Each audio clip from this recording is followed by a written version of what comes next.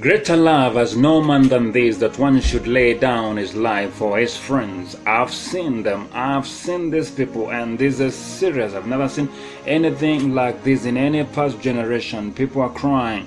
These guys are crying, and their cry as a cause. People don't just appear on the screen crying for the people they are talking to. These people are crying their hearts out. These people are witnessing with tears. There is a level that words cannot penetrate, but there is a special language of tears. And Jesus is using the tears of these women to speak to a lost generation. Jesus is pleading with men and women all over the world through these people. There are people you have seen announcing, preaching, talking, alerting people about the rapture of late. Recently there has been so many tapes, but there is one phenomenon, there's one string, there's one that has struck my heart. And this is where the people that are speaking, they are crying. They're crying their hearts out. They are pleading with people, don't lose your soul.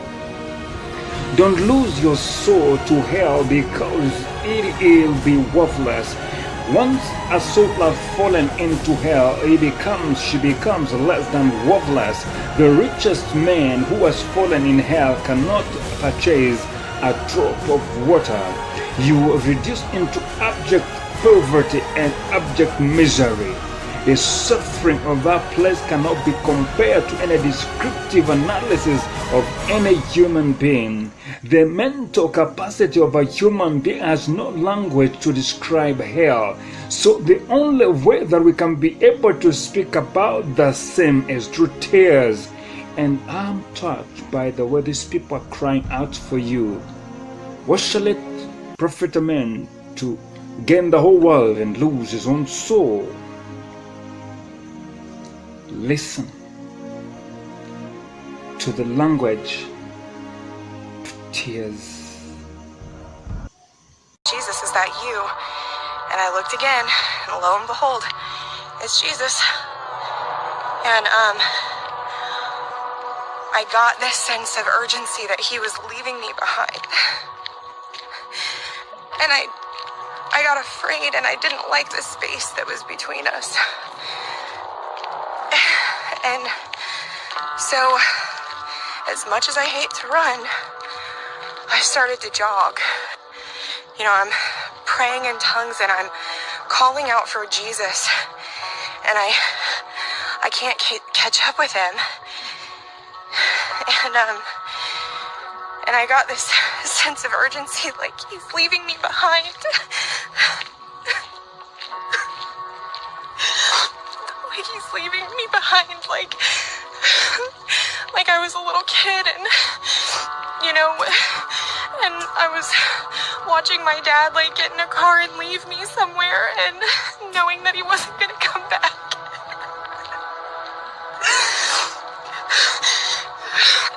And so I started running further and faster. And I'm crying. I'm crying like this. It's like I'm running towards Jesus. And I know that my soul and my spirit is crying out, don't leave me behind. Don't leave me behind. I'm sorry. I'm sorry for the space I let get between us. Don't leave me behind. And so I just ran. Finally, like, I reached this point of the hill where I'm able to catch up to him. And he finally turns and he looks at me, because he hadn't turned his head the whole time that I was running after him. And he held my hand. He said, come and walk beside me. And so I held his hand. And he said, my heart is that not one would be left behind.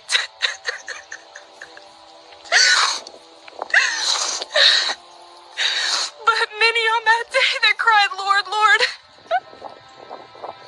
I'll turn my face from them as if I never knew them.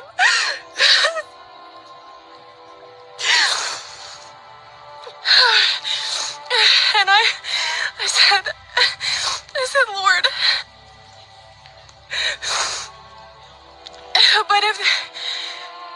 those ones are the ones that don't love you. And he said, in the hearts of man, I've placed a hole where my love belongs. And that the only difference between those who already love me and those who don't love me yet is that the ones who don't love me yet don't know that I'm the love of their life. And that they're the love of mine. He said that he's coming back. He's coming back, and it's sooner than we think. And you know, like, as I was running, I was thinking about like all the little petty problems that we have going on in our lives right now, and how, you know, we can get so easily like tripped up on petty offenses and on political agendas, and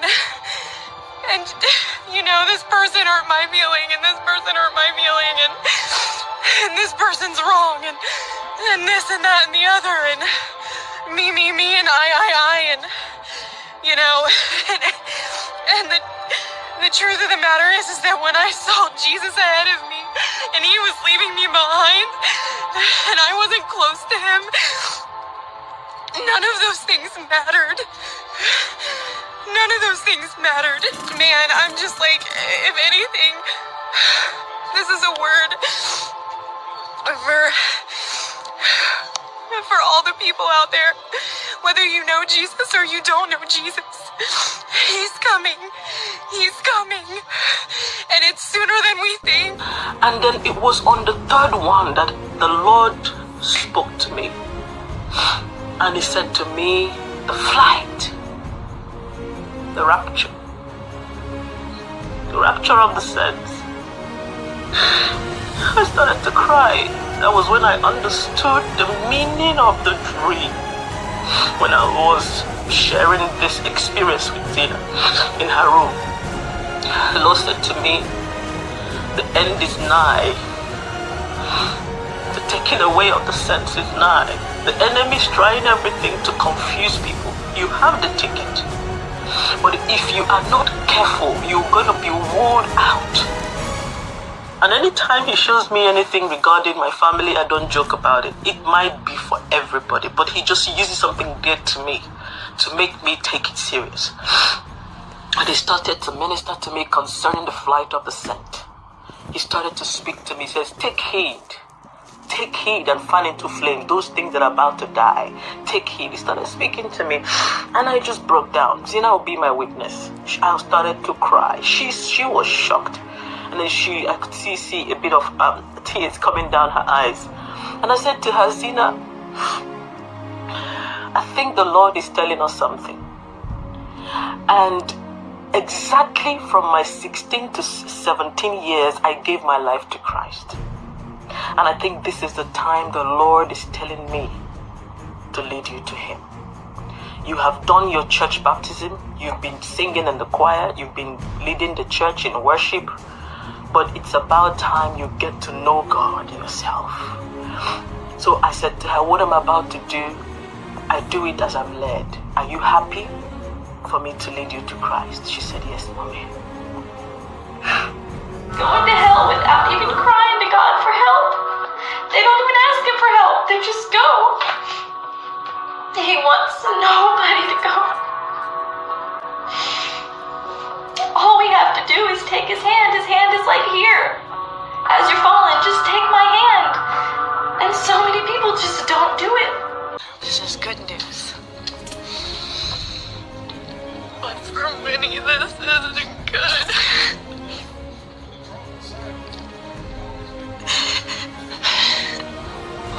Please. It's not too late to just seek God. Give your life to him. Just seek him. Just please. Just try it. Just with all your heart. Just please. Just seek him. Please. I beg you. Please. I don't care what I look like right now. I don't care. I don't care if you think that I'm just putting on a show. I don't care if you think that this is just craziness. I don't care.